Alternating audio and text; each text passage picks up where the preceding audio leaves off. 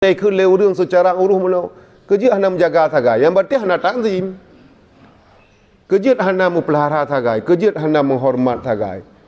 Inau ukuran yang mentang dari draw tu penilaian uruh draw tu mentang hana dikun takzim yan. Berarti kon takzim. Hai kerja mesti perut tak Quran hana menjaga thagai lagu. Mungkin yang tabuh makna na takzim di dalamnya dari penilaian uruh mentang hana tanya. Berarti hana mungkin tak bermakna takzim. Kiban cita takzimnya, kiban yang layak. Yang layak menyanyian Al-Quran, yang layak putra kita yang pegot. Ya, watai ke lewurung, nyan kahi. Berarti ada akan takzim, kahi menjaga.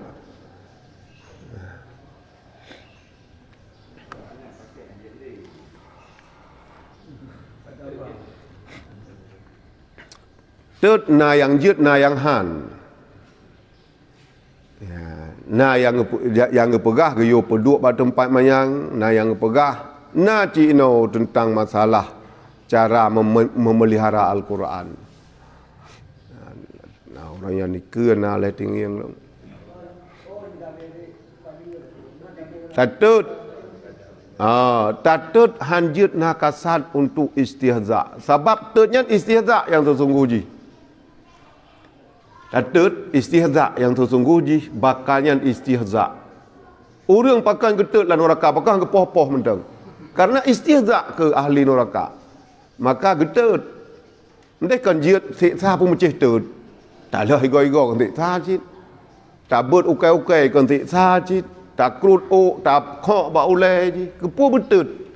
Karena tutnya ukbah dan istihza.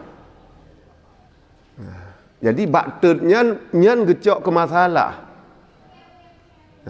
Tak takut mu istihza untuk baktut. Itu hana kon nyan istihza. Tapi terus nyan bak abai jih nyan tarah bubicah bubek deh kalimat. Bak tinggal abai nyan untuk mentam krek-krek tinggal huruf bismillahirrahmanirrahim mentam je tak baca kadang tu. Ramah berhabis, bulang iya. Berhabis bicah. Sehingga baiklah terbaca tanya. Olehnya na yang perah gayo tanam. Tanamnya baik bak tempat yang na kotoran. Baik tempat yang menajis, bak tempat yang bisa terpelihara sinan. Baik tempat baik bak jalan dah tanam. Ataupun baik bak ura dia tanam. Hanya urang hanya jak-jak tapi kai jak-jak kambing, jak-jak lembu, jak-jak binatang. Dia istihza alam tu. Yang madum-madum gemaksud kiban cara wujud istihza.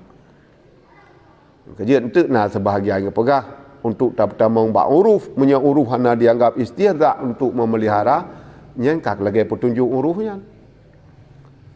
Hana dianggapnya istihza puak kebak tatut, puak bak takubah ujung para, tabuh lampang. Mamanya lagi hidayahnya punya takubah tabi-tabi tayan. Kapayah benar gudang tak boh itanya gudang bak kubah hatai berata yang ka rusaknya.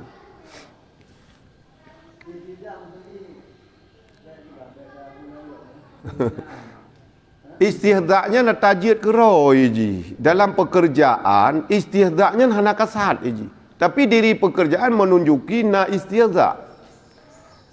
Orang hana tapoh, nya tapoh bisa aja nya tarudah ibabah.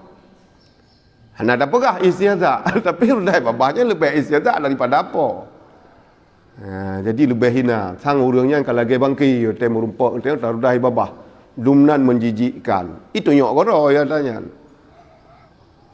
Tapoh hana amat rudai babah tu.